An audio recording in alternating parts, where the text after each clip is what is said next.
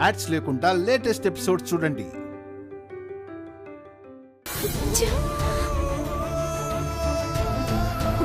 శ్రీవల్లి, ఇక టైం లేదు. ఏం చేద్దాం? ఇప్పటిదాకా జర డౌట్ ఉండేది. ఇప్పుడు రోహిత్ ని ఇంట్లోనే దాసిండ్రని కన్ఫర్మ్ అయింది.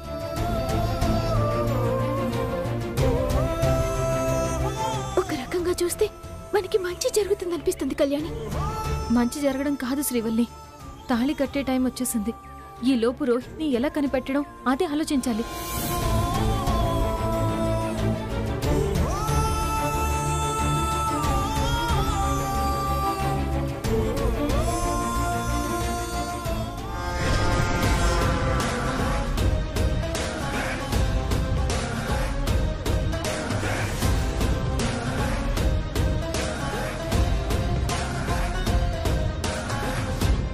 ఏం శ్రీవల్లి, ఏం పాలుపోవడం లేదా?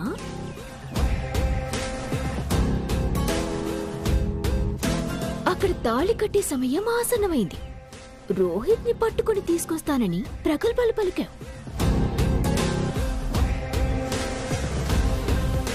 అమ్మా, అందరి దగ్గర ఆశీర్వాదం తీసుకుని రండి.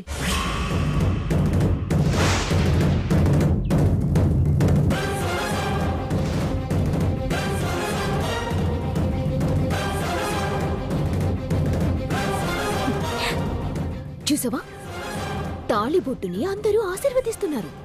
నీ ఆడపడుచుకి వినయ్కి పెళ్లి జరగాలని నేను ఆశీర్వదిస్తున్నాను. శాండీకి రోహిత్ కి పెళ్లి జరగాలని నేను కూడా కోరుకుంటున్నా. అది జరగాలంటే నీ తాతలొచ్చి నీకు దారి చూపాలి. చెప్పాను కదా, నీ ఇంట్లో ఉన్న రోహిత్ నీ కంటపడాలంటే ఆ ముక్కంటిని జపిస్తూ తపస్సు చేయాలి అని. జ్వాల,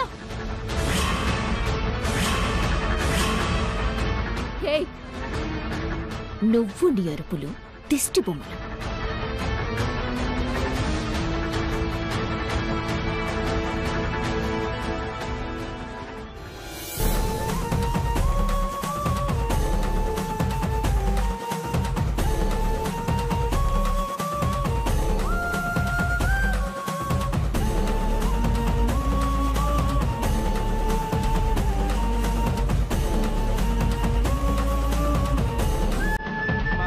వధువు తల్లిదండ్రులు వచ్చి వధూవరులకి పట్టు వస్త్రాలు పెట్టండి. అలాగే పంతులు గారు. భవానీ,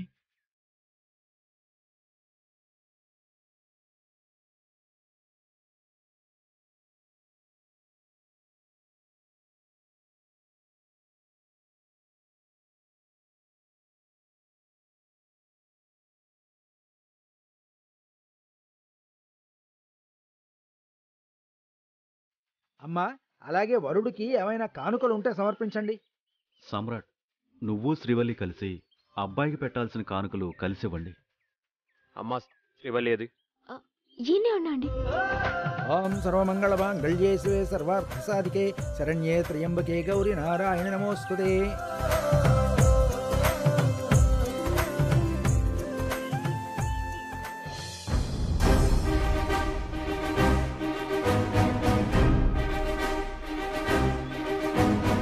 ఆ పరమశివుడిపై పొంగుతున్న గంగ ఎటువైపు పొంగుతుందో అక్కడే ఉన్నాడు. మీ తాతలు దిగొచ్చినా పట్టుకోలేరు. అక్కడొక రాక్షసుణ్ణి కాపలాగా ఉంచాను.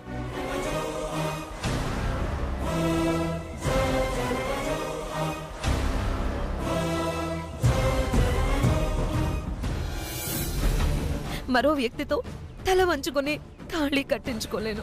నేను బ్రతికితే నిజంగానే పిచ్చిదాన్ని అయిపోతాను. వదినా, నన్ను వదిలే.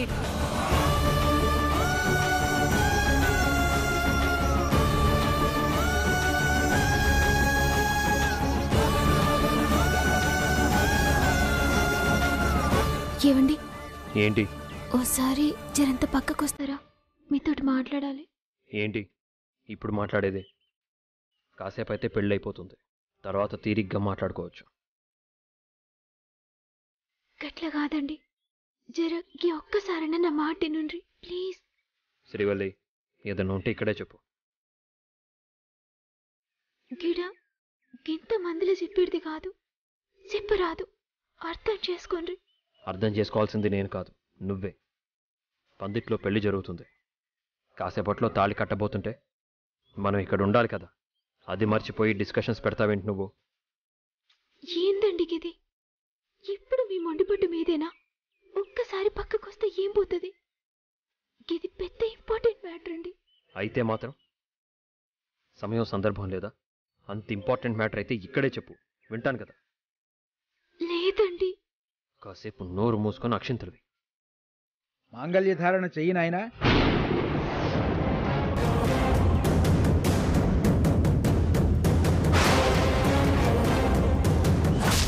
ఏమండి ప్లీజ్ అండి.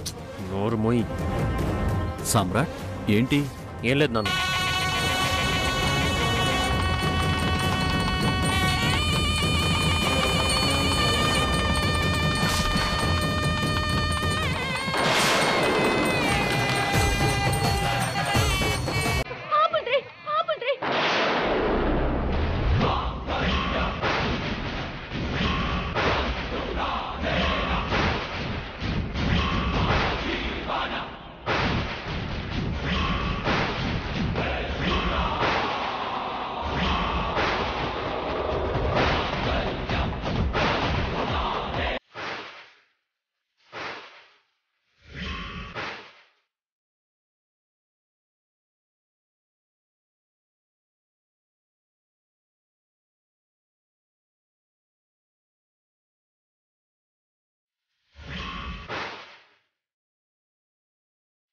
వినయ్ ప్లీజ్ పుస్తలు పక్కన పెట్టు.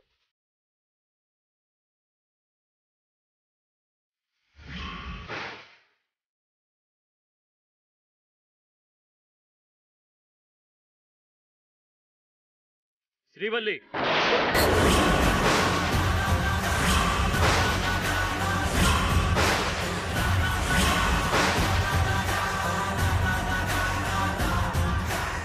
ఏం చేస్తున్నావో తెలుస్తుందా నీకు?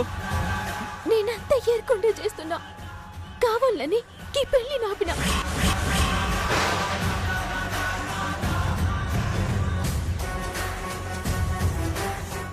నీకే ఏం తెలియక వినయ్తో శాన్వి పెళ్లి చేస్తుండ్రు.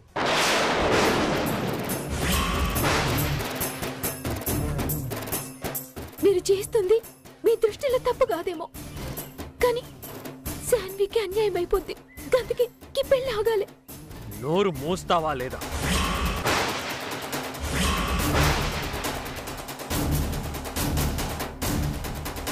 మీకు దండం పెడతానండి. ఇంకిప్పుడు నోరు మూసుకుంటే మీ చెల్లె జీవితాంతం ఏడవాల్సి వస్తుంది. అందుకే మీ ముంగటికి ఇట్లా ధైర్యం చేసిన. మాట్లాడకో. జరుగుతుంది నీ ఆడపడుచు పెళ్లి. నువ్వు ఇంటి కోడలివి అన్న సంగతి నువ్వు మర్చిపోకు. నీకు ఇంగితం కూడా లేదా? లేకపోతే పిచ్చిగాని పట్టిందా నీకు? అందుకేనండి ఇంత మందిలో జరిగిందేదో ఎప్పుడు మంచిది కాదని, అందట్లో మన ఇంటి ఇజ్జత్ పోవద్దని మిమ్మల్ని పక్కకి రమ్మన్నా, బతిమిలాడినా, కానీ మీరు ఒప్పుకోలే. మంచికి చెడుకి, ఒడ్డుకి అగాధానికి ఒక్క క్షణమే తేడా ఉంటది. ఒక్క క్షణం దాటితే కప్పుస్తేలు శాన్ని మెడల పడేటి. గందుకే ఏం చేయాలో తెలియక ఆఖరి క్షణంలో ఈ పెళ్ళి ఆపిన. ఎందుకమ్మా? అసలేం జరిగింది? ఎందుకు పెళ్ళాపాలి? ఏంటి శ్రీవల్లి ఇది? నువ్వు చేయాల్సిన పనేనా ఇది? ఇంతమందిలో ఇలాంటి ఆలోచన నీకెలా వచ్చింది? నీ ఆలోచన ఎప్పుడు బాగుంటుందని, నువ్వు తీసుకునే నిర్ణయాలు గొప్పగా ఉంటాయనుకునేవాళ్ళం. కానీ నీ చేతులతో నువ్వే మన పరువు తీస్తావని ఊహించలే శ్రీవల్లి. చక్రే,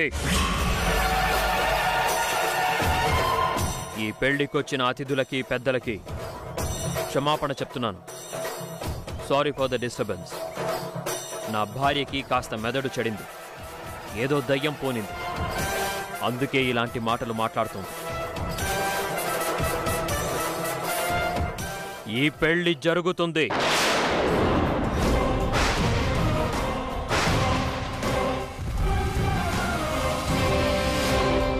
అందరూ దయచేసి కూర్చోండి. ఈ పెళ్లి ఏ ఆటంకం లేకుండా చెయ్యండ్రి. కానీ శాన్వి పెళ్లి జరిగేది వినయ్ తోటి కాదు.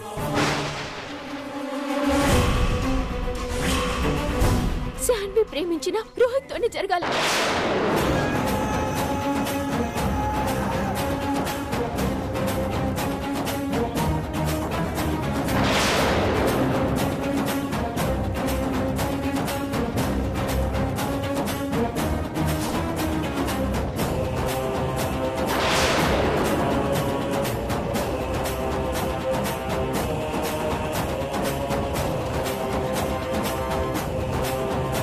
ఇదేం దరిద్రం అమ్మా! ఈ శాన్వి పెళ్లి నా కొడుకుతో జరగొద్దంటావేంటి? ఎవరో రోహిత్తో జరగాలంటావేంటి? ఎవడా రోహిత్? ఇంతమందిలో మమ్మల్ని మా బిడ్డని అవమానించాలనుకుంటున్నావా? ఏంట్రా వినయ్, ఏంటిదంతా? నాన్న, మీరు కాసేపు సైలెంట్గా ఉండండి. సిస్టర్, మీరు ఏది ఊరికే మాట్లాడరు. మీరు ఈ పెళ్లిని ఆపాలి అనుకున్నారు అంటే బలమైన కారణమే ఉంటుంది. నాకు తెలిసిన కారణాలు కాకుండా ఇంతదాకా వచ్చాక ఇప్పుడెందుకు ఈ పెళ్లిని ఆపాలనుకున్నారో అది కూడా చెప్పండి.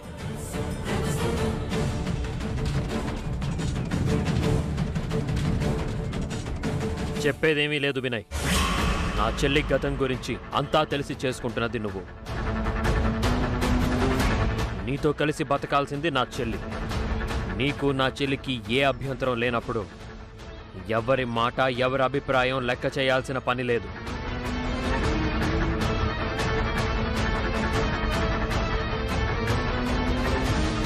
అభిప్రాయాలతో పనిలేదు అన్న ఒక్క మాట సరిపోదు సామ్రాట్.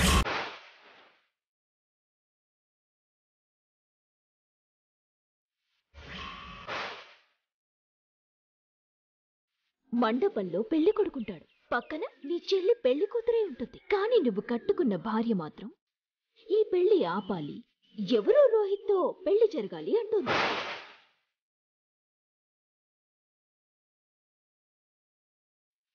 ఎవరా రోహిత్?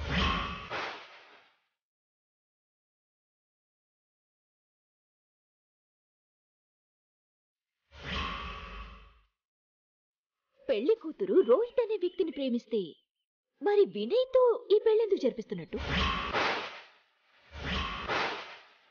మీ చెల్లి నీ మాటకి కట్టుబడి ఈ పెళ్లి చేసుకుంటోంది. నీ భార్య ఎందుకు ఈ పెళ్లిని ఆపుతున్నట్టు? నీ చెల్లి ఎందుకు మౌనంగా ఉంటున్నట్టు? అది నీకు అనవసరం. ఇది నీకు సంబంధం లేని విషయం. ఆవిడకి సంబంధం లేకుండొచ్చు బాబు, కానీ మీ చెల్లెలు కోడలుగా వచ్చేది మా ఇంటికి. మాకు సంబంధం ఉంటుంది. మాకు జవాబు చెప్పి తీరాలి. మా గురించి, మా కుటుంబం గురించి, మా చెల్లి గతం గురించి వినయ్కి చెప్పాను. వినయ్ ఒప్పుకున్నాకే ఈ పెళ్లి చేయడానికి సిద్ధపడ్డాను.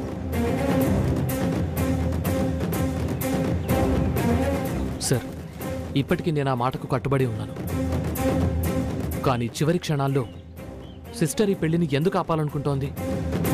నేను శాన్వికి తాళి కడితే శాన్వి జీవితమే నాశనం అయిపోతుందని ఎందుకంత గట్టిగా చెప్తోంది? శాన్వికి నేనంటే ఇష్టం లేదా?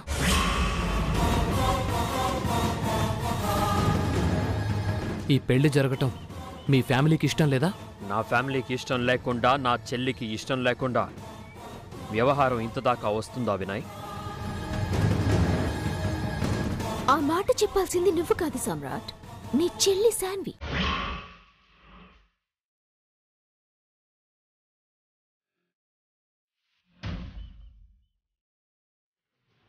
జ్వాల, నీకు మాట్లాడే హక్కు అర్హత రెండూ లేవు. అయినా హద్దు మీరుతున్నావు నువ్వు. విన్నారా మినిస్టర్ గారు? పలుకుబడి పరపతి ఉంది కదా అని మనలాంటి పేరున్న వాళ్ళని పిలిచి నిలబెట్టి గొడవ పెట్టుకుంటారు.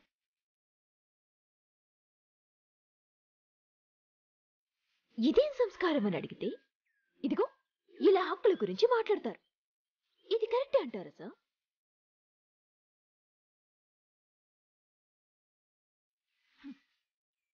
మోసగాడు బిజినెస్ లో నెంబర్ 1, కాలాన్ని లెక్కించడంలో నెంబర్ 1, డబ్బు సంపాదించడంలో నెంబర్ 1, విలువల్ని పాటించడంలో నెంబర్ 1. అబ్బో, ఈ సార్ బిల్డప్ మామూలుగా ఉండదు. మరి ఇప్పుడేమైంది సార్? మీ నెంబర్ 1 హోదా గెలుపు అని విర్రవీగడం కాదు సమ్రాట్. ఓటమి ఎంత భయంకరంగా ఉంటుందో చూసావా? జ్వాలా, నువ్వు నా భర్తని పాయింట్అవుట్ చేయాలంటే నీకు ఈ జన్మ సరిపోదు. నా భర్తని తప్పు పట్టాలంటే 100 జన్మలెత్తాలి, 3 చెరువుల నీళ్లు తాగాలి.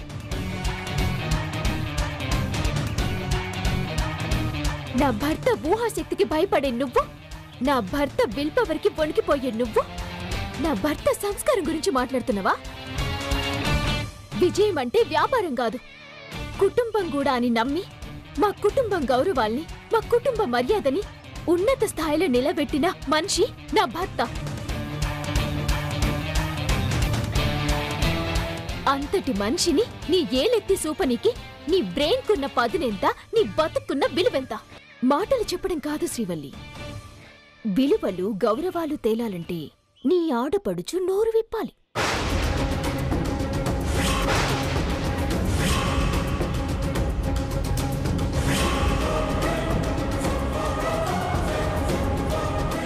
ఏ చెల్లినైతే నమ్మి ప్రేమించిన వాణ్ణి కాదని మరో వ్యక్తికిచ్చి పెళ్లి చేయాలనుకున్నాడో ఆ వ్యక్తి పందిట్లో పక్కనే ఉన్నాడు.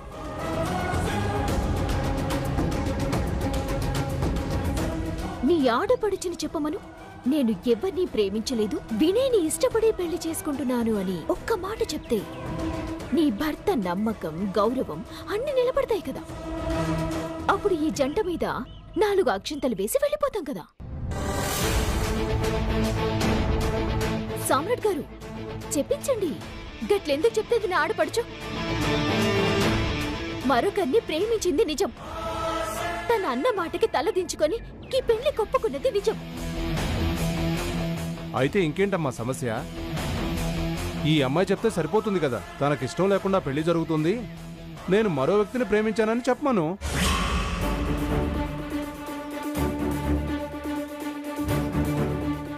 సామ్రాట్ని కన్విన్స్ చేసి శాన్వి ప్రేమించిన వాడితో నేను పెళ్లి జరిపిస్తానమ్మా.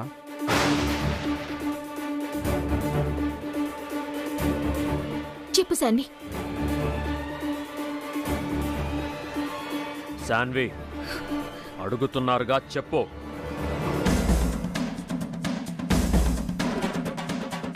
వినయ్కి సమాధానం దొరకాలన్నా, ఇక్కడున్న వాళ్ళ నోర్లు మూతపడాలన్నా, నీ అన్నయ్యకి విలువ దక్కాలన్నా, నీ మీద నా నమ్మకం నిలబడాలన్నా నువ్వు చెప్పే మాట మీద ఆధారపడుంటుంది.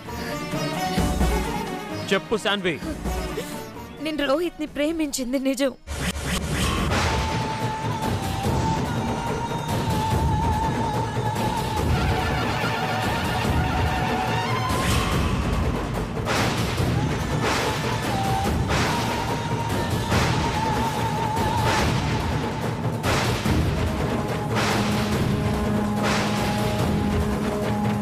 రోహిత్ని పెళ్లి చేసుకోవాలనుకుంది నిజం.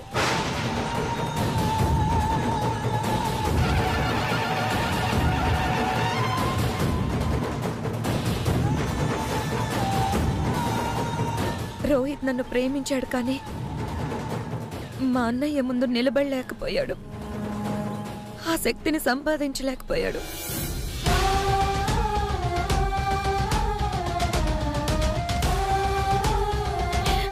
రోహిత్ కది నచ్చక దూరం అయ్యాడు.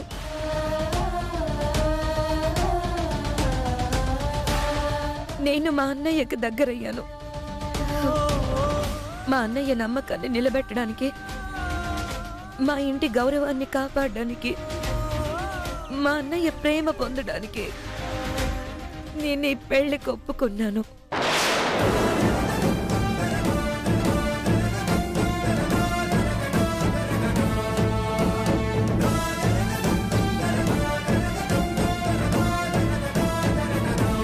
అంతేకాని వినయ్ అంటే ఇష్టం కాదంటావు, అంతే కదమ్మా?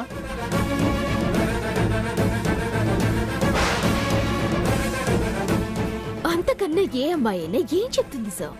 మనమే అర్థం చేసుకోవాలి.